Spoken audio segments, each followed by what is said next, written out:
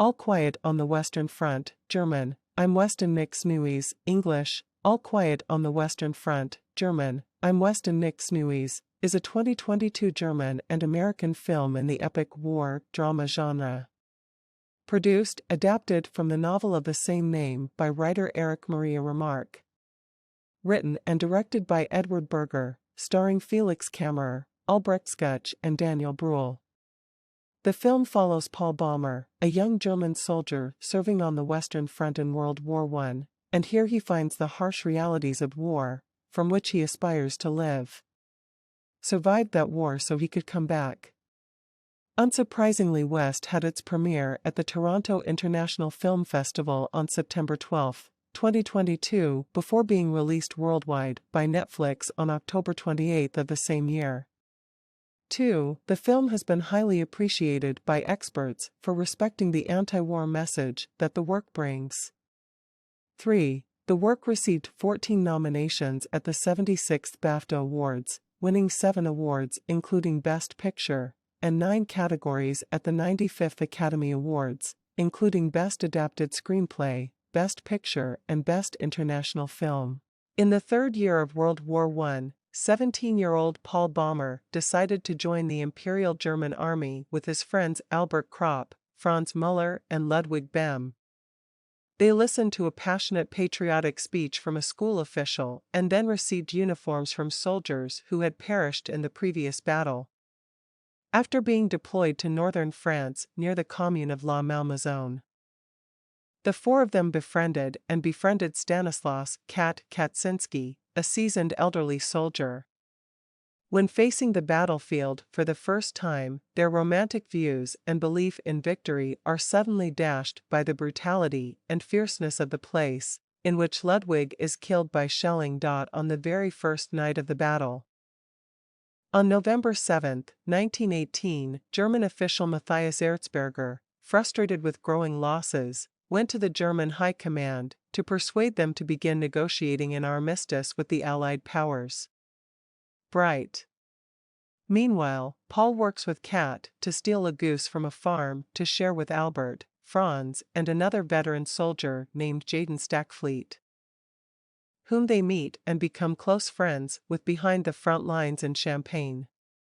Being illiterate, Kat asked Paul to read a letter from his wife for him, and at the same time expressed his concern that he would not be able to reintegrate into society when the war ended.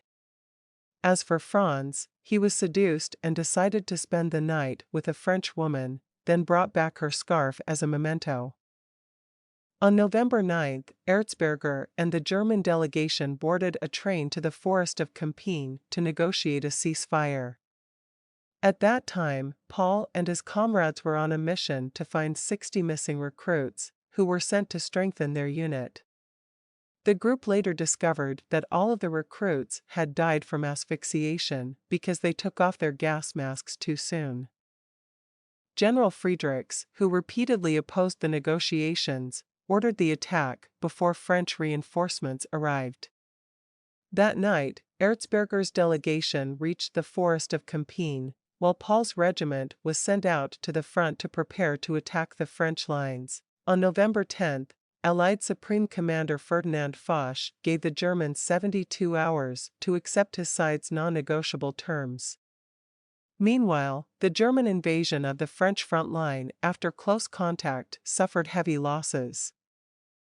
After the French used Saint-Chamond tanks in combination with infantry to break through the German defenses, Franz is separated from the group, and Albert dies trying to surrender to the enemy.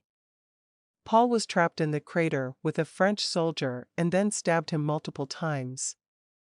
Soon after, Paul witnessed the soldier dying and began to regret, and at the same time begged for forgiveness for his actions. Erzberger learned of the abdication of Emperor Wilhelm II and received instructions from Field Marshal Paul von Hindenburg to accept Allied terms. Paul returns to his unit to find them celebrating the end of the war. He finds Jaden mortally wounded and receives Franz's scarf.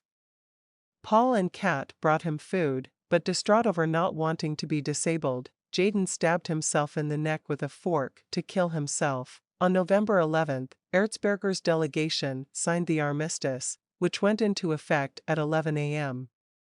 After learning about the ceasefire, Paul and Kat together stole food from the farm for the last time, but unfortunately, Kat was shot by the farmer's son and died before reaching the infirmary.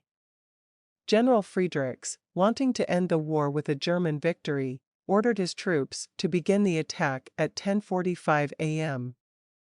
Paul helplessly charged into the enemy trenches and killed several French soldiers, before being stabbed with a bayonet a few seconds before the end of the war.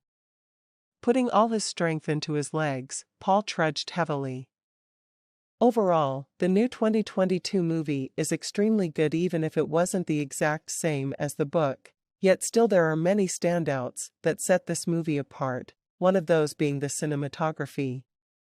Echoing 1917, which came out 3 years ago, the film utilizes many long takes, letting the audience observe the entire story from Paul's point of view, but also to fully show the horrors of the Great War.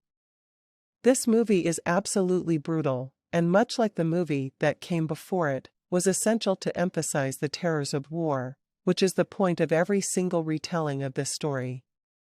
The movie is extremely bleak, as even in the opening minutes viewers are thrust into an uneasiness of what's to come.